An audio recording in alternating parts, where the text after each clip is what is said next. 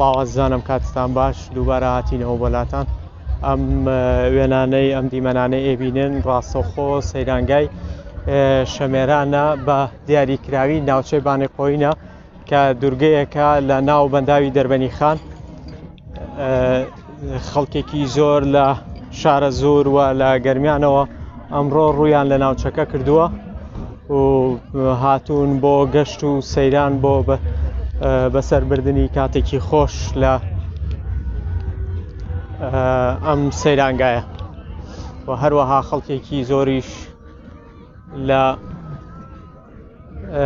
کە خەڵکی بە ڕەگەز عەرەبن لە ناوچەکانی خواروی عێراقەوە ڕوویان لە سەیرانگاکە کردووە کە ئەمڕۆ ڕۆژی یەکەمین ڕۆژی نەورۆزە ساڵی نوێی کوردی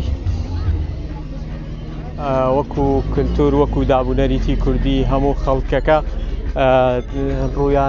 ڕوو لە سەیران و ڕوو لە دەشت و دەرەکان یەکەمین ڕۆژی بەهارە.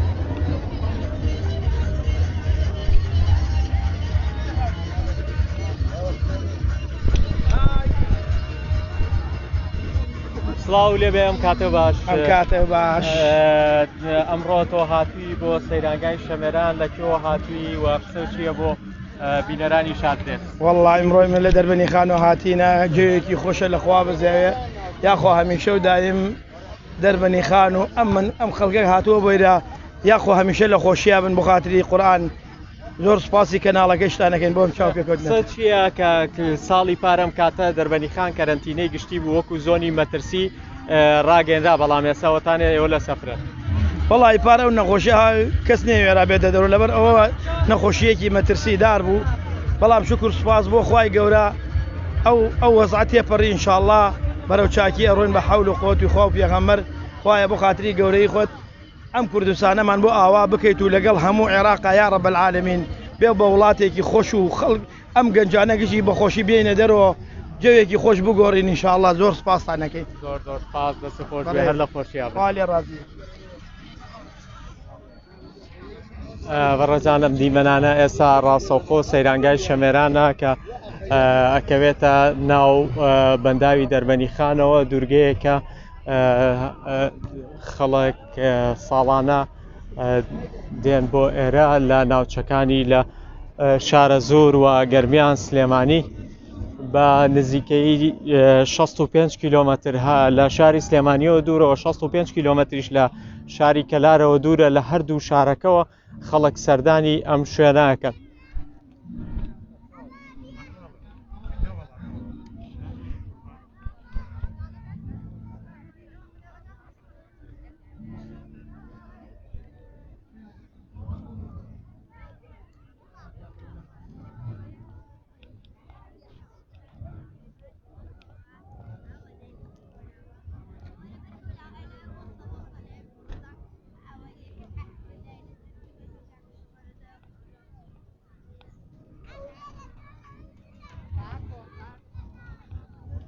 ئەمە هێزەکانی ئاسایش و پۆلیسە بۆ پاراستنی ئەمنێتی شوێنەکە لە ناوچەکە چاودێری سەیرانگاکەکەن. هەروەها ئەمڕۆ ئەوە بیرمان بێت کە هێزەکانی پۆلیس و ئاسایش لە کاتێکدا خەڵک لە سەیران و گەشت و گەڕانن ئەوان چاودێری هەم شارەکانەکەنەوە هەم چاودێری سەیرانگاکانەکەن بۆ ئەوەی ڕووداوی لەخوازرا و ڕوونەدا و بتوانن کۆنتترۆڵی ئەمنێتی خەڵک و ناوچەکانیش بکەن.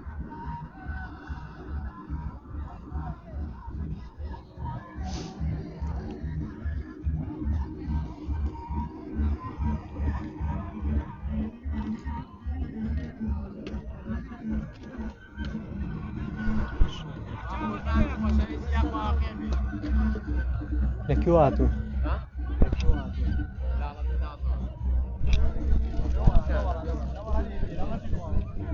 ئەمە ئەم دیمەنای بێنن ئەمە بەنداوی دەربەنی خانە ئەوە هەروەها کۆمەڵێک بەلەم لە ناو بەنداوەکەی و خەڵک بۆ بەسەربردنی کاتێکی خۆش چوونەتە سەربەنداوەکە ئێستا دوو گەنجی خۆشەویست و خوێنگەرمان لەگەڵایە بەخێر بێن. قوربانی تۆ باشی. لەکوێ هاتوون؟ لە ڕەشی تازەوە. چیتان هەیە لەم ڕۆژە کە ڕۆژی نەورۆزە بۆ گەشت و سەیران؟ وەڵایی پیرۆزبایی ژنی نەورۆز لە گەلی کوردستانەکەین و ڕۆژێکی خۆشە و لەگەڵم برادران ناتوانین دەرەوە. باشە، ئەم ساڵ لە ساڵانی ڕابردوو جیاوازە ساڵانی ڕابردوو کەرەنتینە هەبوو. ئارە وەڵا کەرەنتینە ساڵانی ڕابردوو کەرەنتینە بوو، کەس نهاتە دەرەوە وە ئیمساڵ خەڵکەکە گشتی هاتووە دەرەوە و گشتی هاتووە بە سەیران. تۆ پەیامت چییە؟ وەڵا پەیامم سڵاو و ڕێزمێ بۆ هەموو گەلی کورد و ئەم گەنجە خۆشەویستان هاتون بۆم سەیرانگا و چاوێ میان ماچەکەم. سەیرانگاکە ئەو پێ چۆنە کە هاتووی بۆ ئێرە سەیرانگاکە باسی سەیرانگاکە؟ وەڵای سەیرانگاکە خۆشە و خزمەتگوزاری هەیە، خزمەتگوزاری هەیە و لەخوا بەزای خەڵکەکەش هەمووی تێگەیشتووە و هەمووی دوای خواردنەکانی شوێنی خۆیان پاکەن و لەخوا بەزیاوێ. پەیامت چییە بۆ خەڵکەی هاتوون بۆ ئێرە بۆ ئەوەی بەیانیش خەڵکی تریێت وانە؟ وەڵای پەیام ئەوەیە دوای ئەو خواردنێکە ئەیخۆن شوێنی خۆیان پاک بکەنەوە و بۆ یەک خەڵکی تر ئیسفادەی لێ بکە لەو شوێنە. دەست خۆش، زۆر سپاس.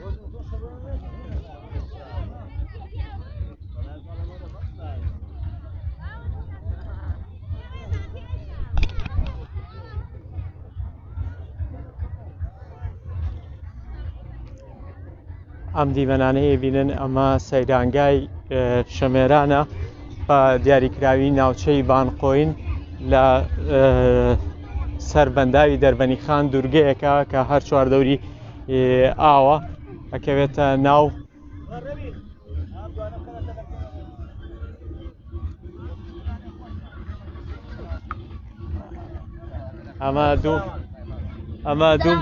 ئەمە دوو مناڵی بچووکە هاتوون بۆ سەیران ئەیانەوێ قسە بکەن بۆ بینەرانی شارترێ سێڵاڵەن چی؟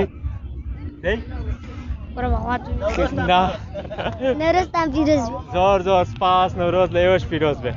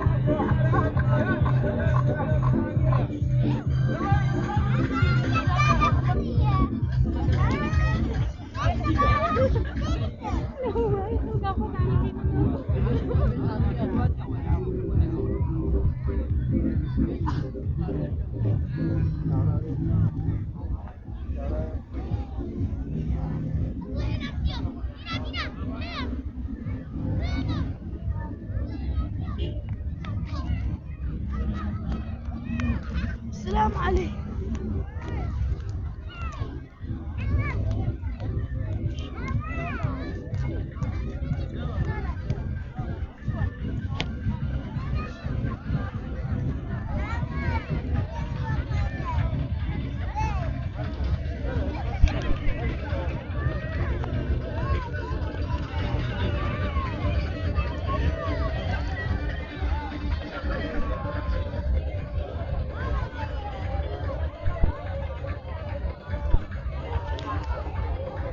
بینەرانی شارپێس لێرەدا کۆتایی بە ڕاستەوخۆکەمانێنین تاوەکو بابەتێکی تر و کاتێکی تر و زانیاریەکی تر دەینەوە لاتان خواتان لەگەڵ.